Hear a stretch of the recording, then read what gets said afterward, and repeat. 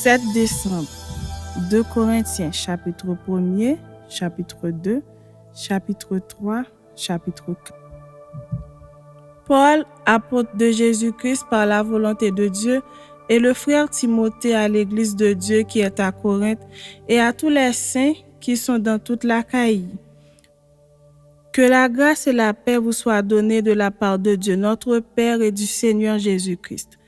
Béni soit Dieu, le Père de notre Seigneur Jésus-Christ, le Père des miséricordes et le Dieu de toute consolation, qui nous console dans toutes nos afflictions, afin que par la consolation dont nous sommes l'objet de la part de Dieu, nous puissions consoler ceux qui se trouvent dans quelque affliction. Car de même que les souffrances de Christ abondent en nous, de même notre consolation abonde par Christ. Si nous sommes affligés, c'est pour votre consolation et pour votre salut. Si nous sommes consolés, c'est pour votre consolation qui se réalise par la patience à supporter les mêmes souffrances que nous endurons. Et notre espérance à votre égard est ferme parce que nous savons que si vous avez part aux souffrances, vous avez part aussi à la consolation. Nous ne voulons pas en effet vous laisser ignorer, frères, au sujet de la tribulation qui nous est survenue en Asie, que nous avons été excessivement accablés au-delà de nos forces, de telle sorte que nous désespérions même de conserver la vie. Et nous regardions comme certains notre arrêt de mort, afin de ne pas placer notre confiance en nous-mêmes, mais de la placer en Dieu qui ressuscite les morts. C'est lui qui nous a délivrés et qui nous délivrera d'une telle mort. Lui, de qui nous espérons qu'il nous délivrera encore, vous-même aussi, nous assistons de vos prières, afin que la grâce obtenue pour nous par plusieurs soit pour plusieurs une occasion de rendre grâce à notre sujet. Car ce qui fait notre gloire, c'est ce témoignage de notre conscience, que nous nous sommes conduits dans le monde, et surtout à votre égard, avec sainteté et pureté devant Dieu, non point avec une sagesse charnelle, mais avec la grâce de Dieu. Nous ne vous écrivons pas aux autres choses que ce que vous lisez et ce que vous reconnaissez, et j'espère que vous le reconnaîtrez jusqu'à la fin, comme vous avez déjà reconnu en partie que nous sommes votre gloire, de même que vous serez aussi la nôtre au jour du Seigneur Jésus. Dans cette persuasion, je voulais aller d'abord vers vous, afin que vous eussiez une double grâce. Je voulais passer chez vous pour me rendre en Macédoine, puis revenir de la Macédoine chez vous, et vous m'auriez fait accompagner en Judée. Est-ce que en voulant cela, j'ai donc usé de légèreté? Ou bien, mes résolutions sont-elles des résolutions selon la chair, de sorte qu'il y ait en moi le oui ou le non? Aussi vrai que Dieu est fidèle, la parole que nous vous avons adressée n'a pas été oui et non. Car le Fils de Dieu, Jésus-Christ, qui a été prêché par nous au milieu de vous, par moi et par Sylvain et par Timothée, n'a pas été oui et non, mais c'est oui qui a été en lui. Car pour ce qui concerne toutes les promesses de Dieu, c'est en lui qu'est le oui. C'est pourquoi encore l'amen par lui est prononcé par nous à la gloire de Dieu. Et celui qui nous a fermés avec vous en Christ et qui nous a joints, c'est Dieu, lequel nous a aussi marqués d'un sceau et a mis dans nos cœurs les arts de l'esprit. Or, je prends Dieu à témoin sur mon âme que c'est pour vous épargner que je ne suis plus allé à Corinthe. Non pas que nous dominions sur votre foi, mais nous contribuons à votre joie, car vous êtes fermes dans la foi. Chapitre 2. Je résolus donc en moi-même de ne pas retourner chez vous dans la tristesse. Car si je vous attriste, qui peut me réjouir? Sinon, celui qui est attristé par moi. J'ai écrit comme je l'ai fait pour ne pas éprouver, À mon arrivée, de la tristesse de la part de ceux qui devaient me donner de la joie, ayant en vous tous cette confiance que ma joie est la vôtre à tous. C'est dans une grande affliction, le cœur angoissé et avec beaucoup de larmes, que je vous ai écrit, non pas afin que vous fussiez attristés, mais afin que vous connaissiez l'amour extrême que j'ai pour vous. Si quelqu'un a été une cause de tristesse, ce n'est pas moi qu'il a attristé, c'est vous tous, du moins en partie, pour ne rien exagérer. Il suffit pour cet homme du châtiment qui lui a été infligé par le plus grand nombre, en sorte que vous devez bien plutôt lui pardonner et le consoler, de peur qu'il ne soit accablé par une tristesse excessive. Je vous exhorte donc à faire acte de charité envers lui, car je vous ai écrit aussi dans le but de connaître, en vous mettant à l'épreuve, si vous êtes obéissants en toutes choses.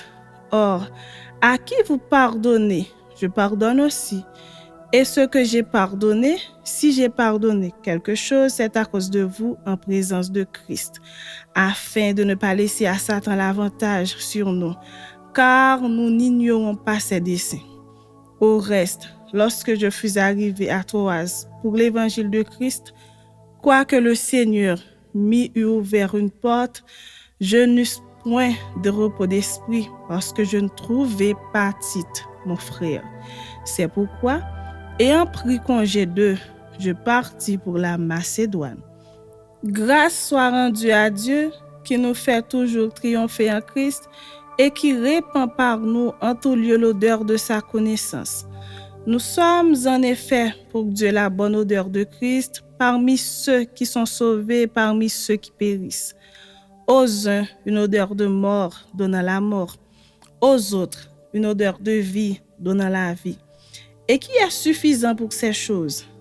Car nous ne falsifions point la parole de Dieu comme font plusieurs, mais c'est avec sincérité, mais c'est de la part de Dieu que nous parlons en Christ devant Dieu. Chapitre 3. Commençons-nous de nouveau à nous recommander nous-mêmes? Ou avons-nous besoin, comme quelques-uns, de lettres de recommandation auprès de vous de votre part? C'est vous qui êtes notre lettre, écrite dans nos cœurs, connue et lue de tous les hommes. Vous êtes manifestement une lettre de Christ, écrite par notre ministère, non avec de l'encre, mais avec l'Esprit du Dieu vivant, non sur des tables de pierre, mais sur des tables de chair, sur les cœurs. Cette assurance-là, nous l'avons par Christ auprès de Dieu. Ce n'est pas à dire que nous soyons par nous-mêmes capables de concevoir quelque chose comme venant de nous-mêmes. Notre capacité, au contraire, vient de Dieu. Il nous a aussi rendus capables d'être ministres d'une nouvelle alliance, non de la lettre, mais de l'esprit, car la lettre tue, mais l'esprit vivifie.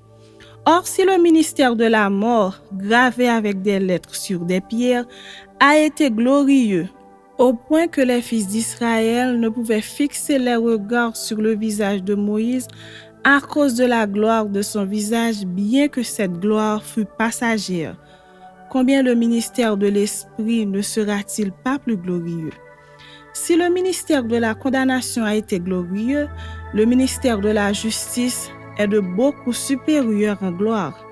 Et, sous ce rapport, ce qui a été glorieux ne l'a point été, à cause de cette gloire qui lui est supérieure. En effet, si ce qui était passager a été glorieux, ce qui est permanent est bien plus glorieux. Ayant donc cette espérance, nous usons d'une grande liberté et nous ne faisons pas comme Moïse qui mettait un voile sur son visage pour que les fils d'Israël ne fixassent pas les regards sur la fin de ce qui était passager. Mais ils sont devenus durs d'entendement, car jusqu'à ce jour le même voile demeure quand ils font la lecture de l'Ancien Testament et ils ne se lèvent pas parce que c'est en Christ qu'il disparaît. Jusqu'à ce jour, quand on lit Moïse, un voile est jeté sur leur cœur, mais lorsque les cœurs se convertissent au Seigneur, le voile est ôté. Or, le Seigneur, c'est l'Esprit. Et là où est l'Esprit du Seigneur, là est la liberté.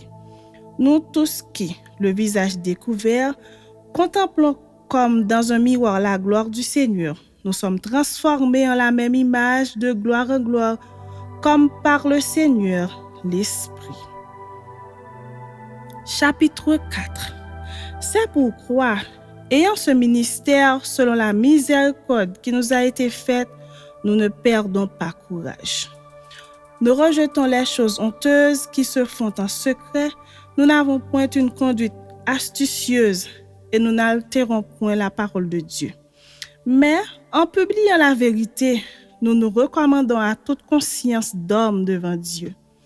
Si notre évangile est encore voilé, il est voilé pour ceux qui périssent, pour les incrédules dont le Dieu de ce siècle a aveuglé l'intelligence, afin qu'ils ne vissent pas briller la splendeur de l'évangile de la gloire de Christ qui est l'image de Dieu. Nous ne prêchons pas nous-mêmes, c'est Jésus-Christ le Seigneur que nous prêchons et nous nous disons vos serviteurs à cause de Jésus. Car Dieu qui a dit « La lumière brillera du sein des ténèbres » a fait briller la lumière dans nos cœurs pour faire resplendir la connaissance de la gloire de Dieu sur la face de Christ. Nous portons ce trésor dans des vases de terre afin que cette grande puissance soit attribuée à Dieu et non pas à nous. Nous sommes pressés de toute manière, mais non réduits à l'extrémité, dans la détresse, mais non dans le désespoir, persécutés, mais non abandonnés, abattus, mais non perdus. Portant toujours avec nous dans notre corps la mort de Jésus, afin que la vie de Jésus soit aussi manifestée dans notre corps. Car nous qui vivons, nous sommes sans cesse livrés à la mort à cause de Jésus, afin que la vie de Jésus soit aussi manifestée dans notre chair mortelle. Ainsi la mort agit en nous et la vie agit en vous. Et comme nous avons le même esprit de foi qui est exprimé dans cette parole de l'Écriture, j'ai cru. C'est pourquoi j'ai parlé. Nous aussi nous croyons, et c'est pour cela que nous parlons. Sachant que celui qui a ressuscité le Seigneur Jésus nous ressuscitera aussi avec Jésus et nous fera paraître avec vous en sa présence. Car tout cela arrive à cause de vous, afin que la grâce, en se multipliant, fasse abonder à la gloire de Dieu les actions de grâce d'un plus grand nombre. C'est pourquoi nous ne perdons pas courage, et lors même que notre homme extérieur se détruit, notre homme intérieur se renouvelle de jour en jour. Car nos légères afflictions du moment présent produisent pour nous, au-delà de toute mesure, un poids éternel de gloire, parce que nous regardons, non point aux choses visibles, mais à celles qui sont invisibles. Car les choses visibles sont passagères et les invisibles sont éternelles.